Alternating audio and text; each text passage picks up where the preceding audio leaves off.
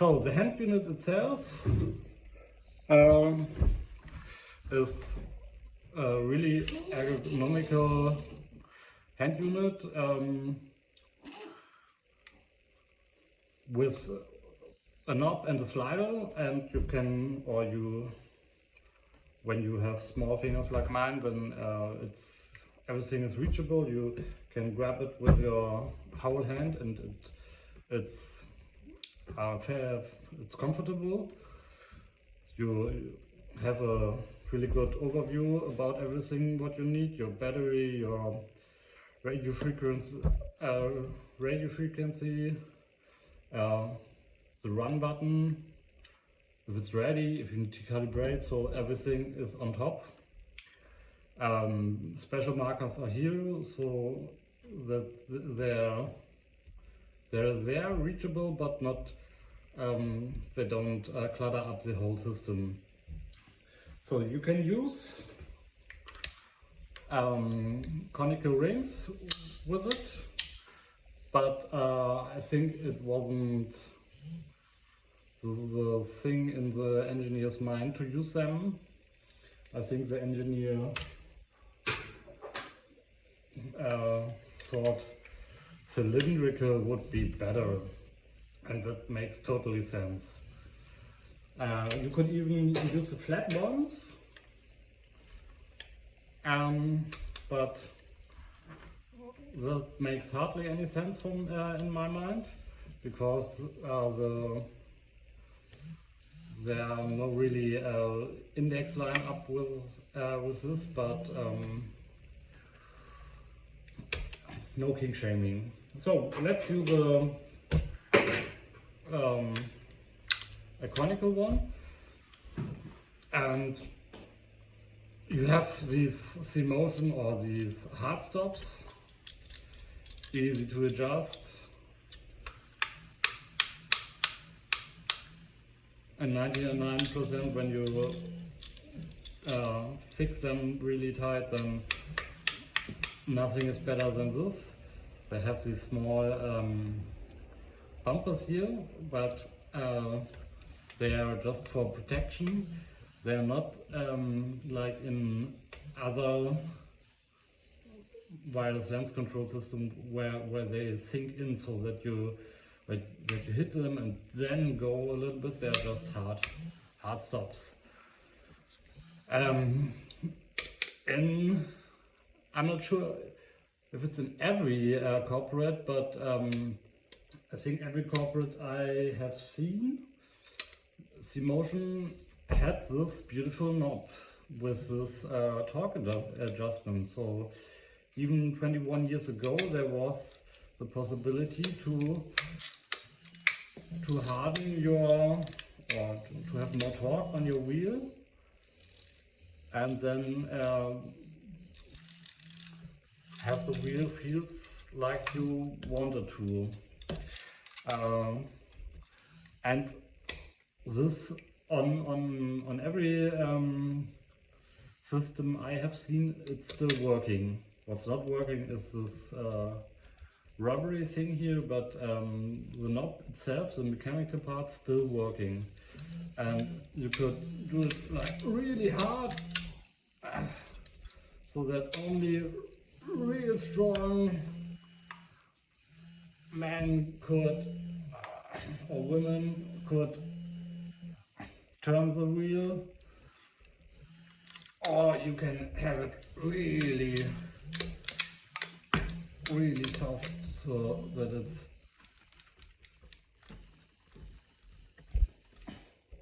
just by turning this. And then you have a lock, so it never works that good, but it's good enough. So yeah, this is the knob. The slider is a really good slider in my opinion. You can have another strip here, but there's a how is it called, a screw for that too, but not with this unit. But the slider that's a really fine slider. The call button, the run button, so everything here, what you need. This hand unit got a little problems with rain in my experience, and in the winter you always got cold fingers with that, because all the electronics are here and you are here at the battery. It always got cold fingers. Yeah, but it's a fine handset. You can have your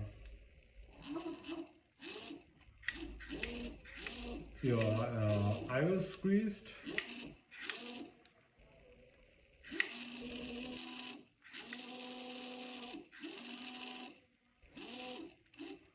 Every time the light is on, then there's something happening. You can have your knob, this lens squeezed.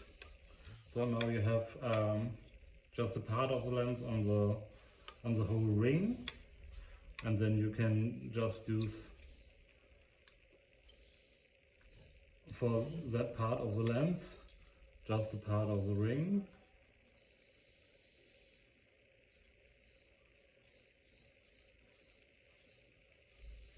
So in the every video I said I don't know what this is good for, but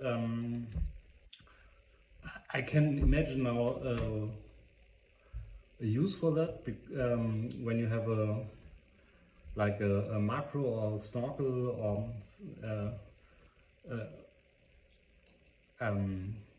you know, a lens with a long travel for a small real world travel. So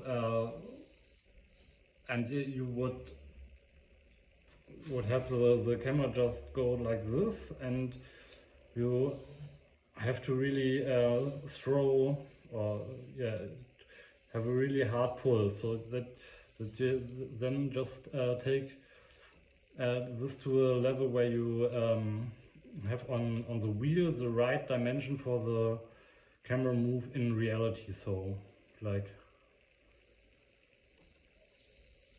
that you don't have to do for a 5 centimeter dolly track. This is my idea for that. Yeah, and other thing, you got a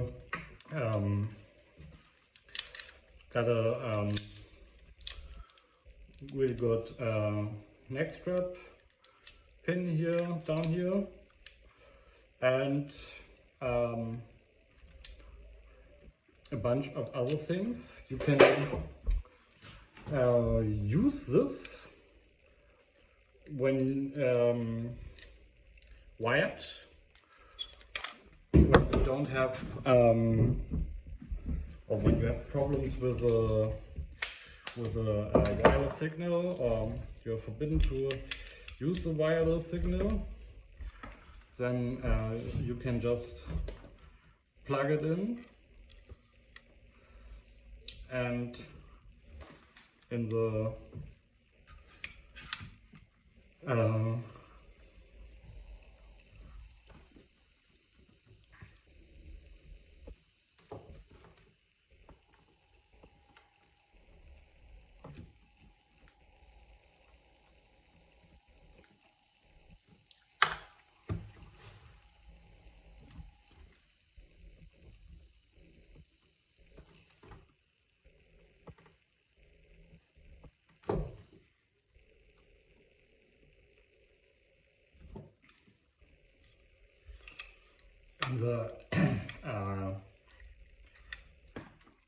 how is it called, in the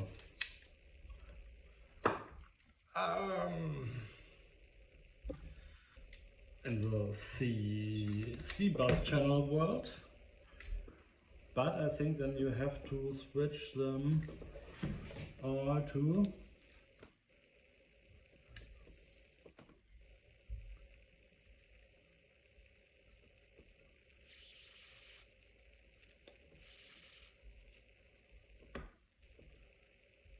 eight, 9, 0, 8, 9, 0 to 0, and then you have wired control even without a battery. So maybe next time when you don't have loaded batteries, you can just put it in there. Yes, this is the hand unit. Where is my sheet?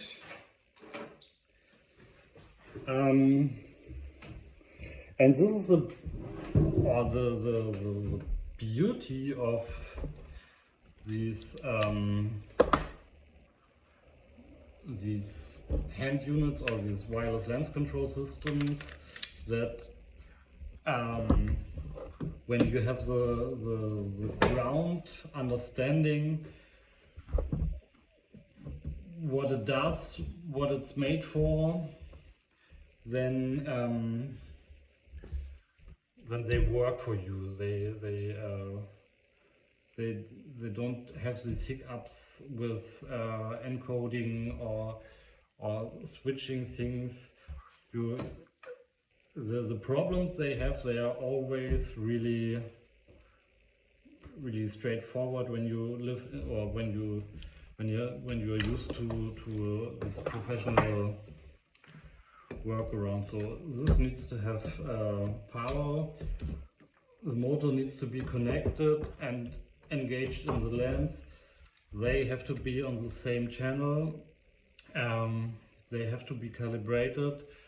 You have to mark up your lens, and then you're good to go. You sometimes they need to maintain things, but this is all possible. So you could when you know what you do, then you could be on a hill in the desert and switch out the antenna, or just plug it in via this, and the possibility that something goes wrong is built in the system, and there is another way to deal with it. This is really it's really great with the system that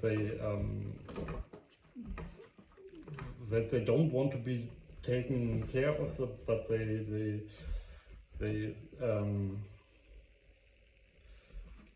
they're there for you when the shooting day is rough.